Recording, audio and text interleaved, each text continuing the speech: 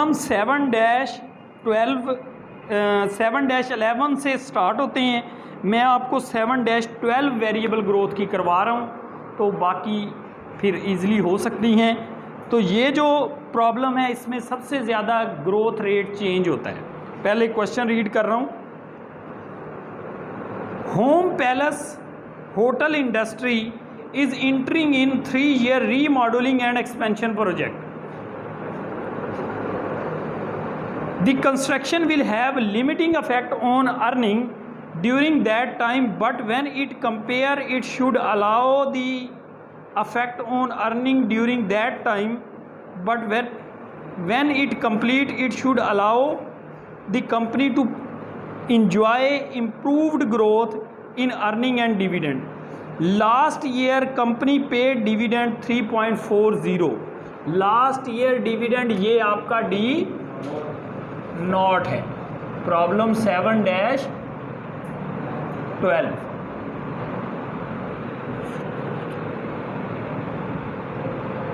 Last year dividend D naught कितना है? D naught is equal to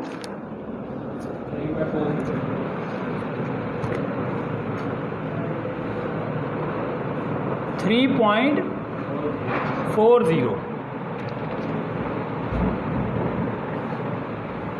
It expect to grow 0 in next year. G 0 है, पहले साल G कितना है? 0% है ईयर 1 में।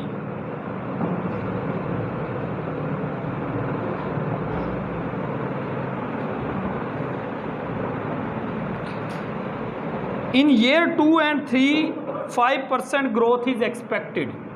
Year 2 and 3 ग्रोथ रेट कितना है? 5%।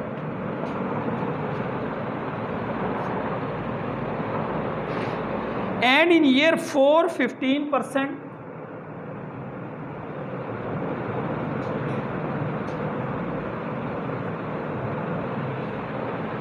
इन year 5 and thereafter G is 10% per year. 5 to infinity G 10% है। अब यहाँ हमारे पास G पहला 0 था, ये G1 हो गया, ये G2 3 और 4 ये G जो है वो फिर हमेशा के लिए सेम रहेगा। RS इस क्वेश्चन में दिया है 14% RS है। ये क्वेश्चन मैंने कंप्लीट लिख लिया। वेरिएबल ग्रोथ से इसको करेंगे। सबसे पहले आपको इसमें वेरिएबल ग्रोथ में डिविडेंड फाइंड करने पड़ेंगे। D1 is equal to D naught into 1 plus G1, पहले साल G1 है।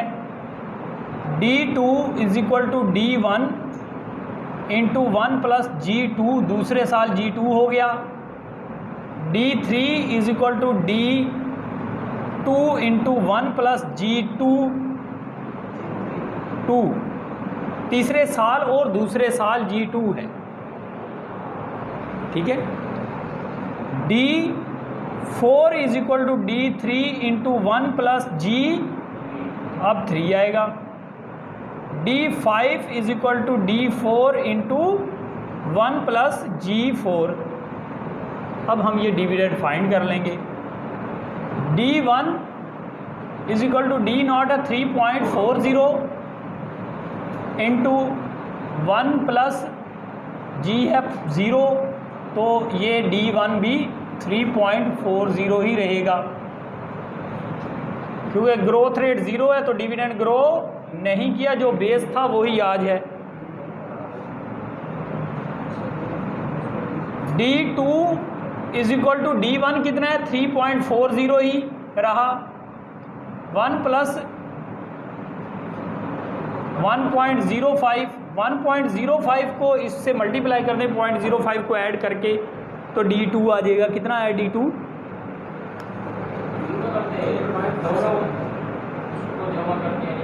हाँ जमा करके मल्टीप्लाई कर 3.57 3.57 जी। D3 is equal to 3.57 into 1 plus 0.05, फिर 0.05, 1.05 से ही मल्टीप्लाई कर रहे हैं अगेन।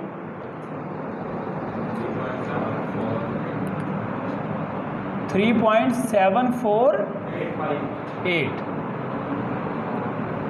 फिर D4 is equal to 3.748 into 1 plus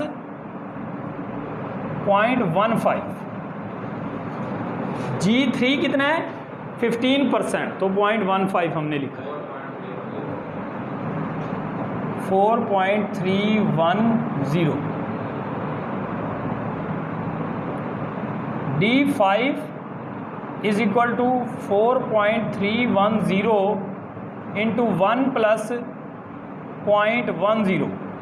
fifth G जो है, फोर्थ जी जो है वो 10% है, तो कितना आ गया डिविडेंड 4.74।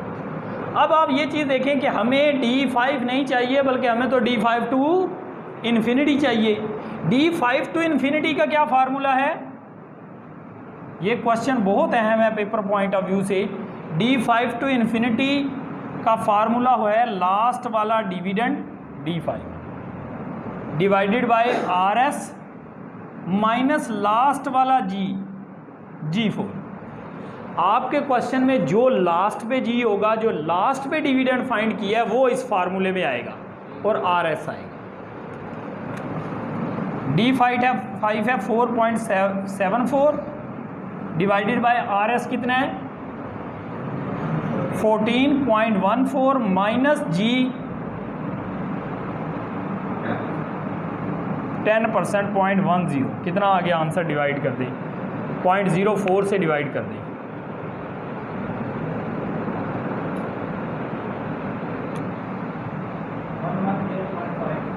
$118.5 आ गया आपके पास D4 to infinity.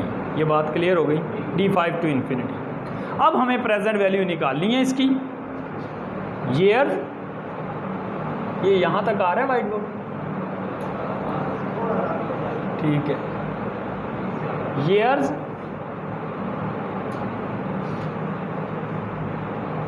Dividends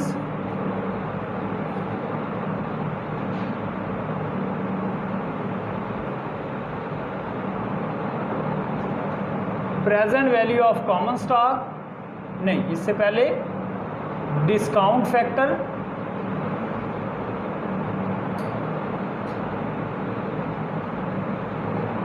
present value of common stock.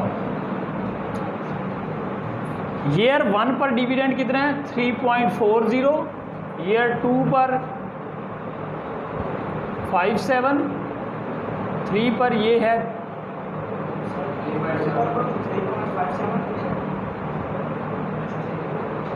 3.748, 4 पर 4 ये। अच्छा देखिए नेक्स्ट 5 टू इन्फिनिटी।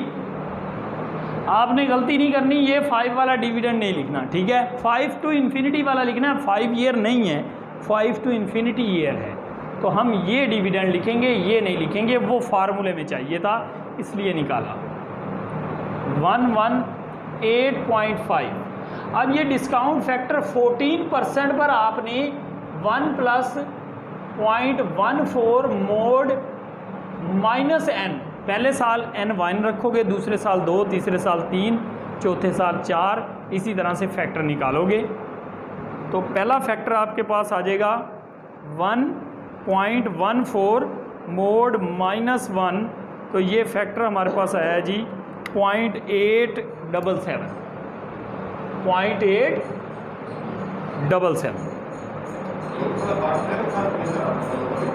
हाँ जी, ये फार्मूला है ना 1 plus i raise to power minus n, ये फार्मूला है 1 plus i raise to power minus n।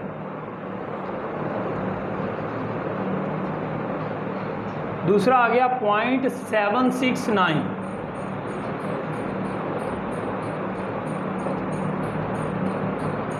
तीसरा आ गया 0.674,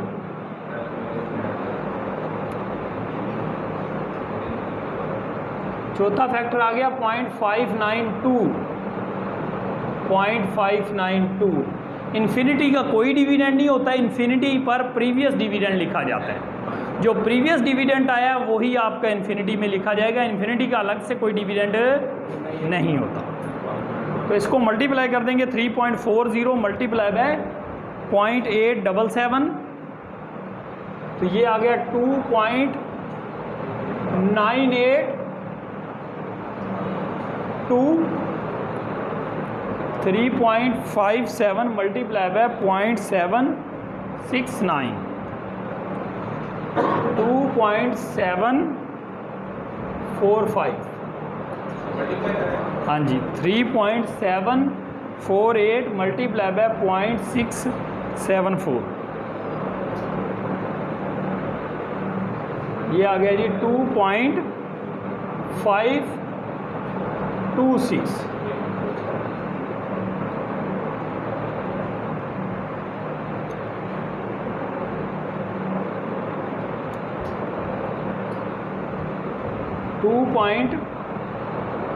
.55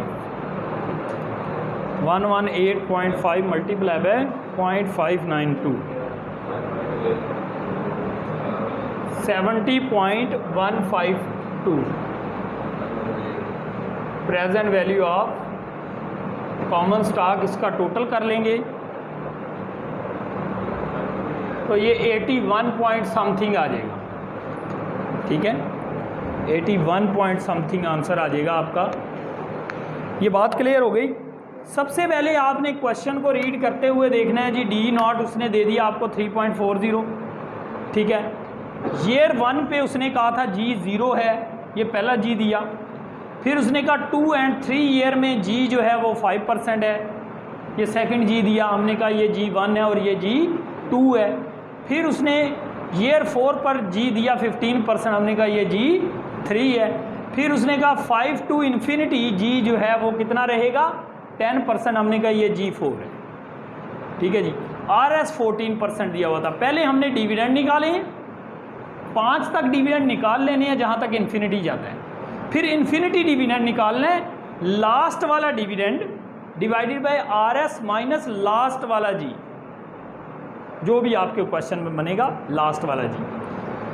तो इसको, ये हमारे पास इन्फिनिटी डिविडेंड आ गया। फिर हमने डिविडेंड सारे लिखे, ये डिविडेंड नहीं लिखना, ये डिविडेंड लिखना है यहाँ पे 5। फिर हमने डिस्काउंट फैक्टर जब निकाले हैं तो दूसरी गलती स्टूडेंट क्या करता है, वो 5वें का भी फैक्टर निकाल लेता है। इन्फिनिटी पर फैक्टर नहीं होता, उस पर प्रीवियस फैक्टर लगता है। मल्टीप्लाई करके ऐड कर लेंगे तो ये आपका 80 पॉइंट समथिंग, इसका 81 पॉइंट समथिंग आंसर आ जाएगा।